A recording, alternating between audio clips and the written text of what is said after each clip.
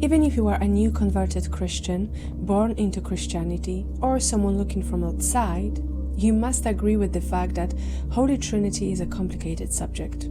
The Trinity came into existence or awareness of people in 325 AD. Therefore, 1,700 years later, we are still battling with the subject.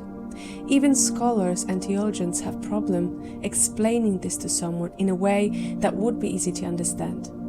The only explanation to close any doubts is usually, well, it's a mystery, and we are supposed to be satisfied with the answer because, well, it's God. Have a listen to the short clip of a New Testament scholar, Dr. Bart Ehrman, who is, in his 1-hour video, trying to explain this mystery.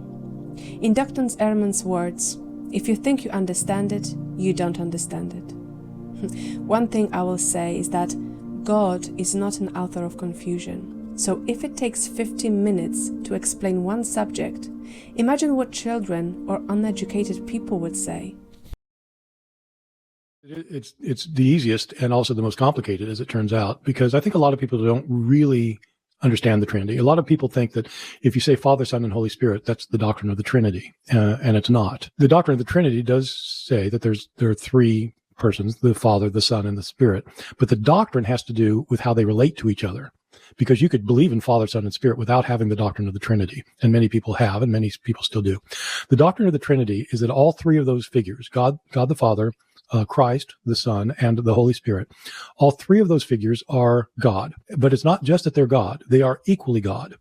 All of them are equally God. There's not a hierarchy. They're made of the same substance, and they have the same power. They are equal. They are different from each other. There are three different ones who are all God, and those three are one God. So there are three persons in the Godhead.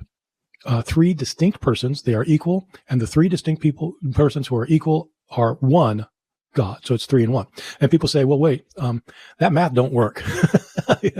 Or they say, man, that doesn't make any sense. And well, that's right. The math does not work. And it's not meant to make, Aristotelian sense. It's a mystery. And it is so mysterious that if you think you understand it, you don't understand it. I mean, you can't, it doesn't really equate, but that's the affirmation. Three persons, one God, not three gods. Does this idea appear anywhere in the Bible? Well, short answer, no.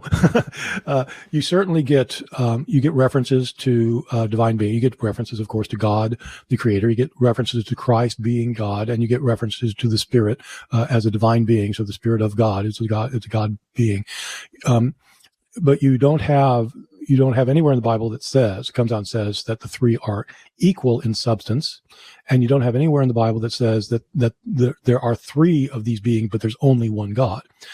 There's one passage that has traditionally been used in order to, the most important passage has been traditionally used to argue that the Bible supports the Trinity. It's in the New Testament, 1 John chapter 5, verses 7 and 8. It's a false verse that has been added in 16th century by Catholic Church. There is lots of evidence for that. One thing I will say, if there is nowhere in the Old Testament which has 39 books, but only one verse in the New Testament that has been added, do you think that if it was that important to God, He would made it clear to His chosen nation Israel to worship Him in three? But somehow He forgot to mention it to the chosen nation Israel. Yet He told it to Romans, who crucified His Son Jesus, that, hey, actually, I'm 1 in 3. It really smells falsehoods from afar.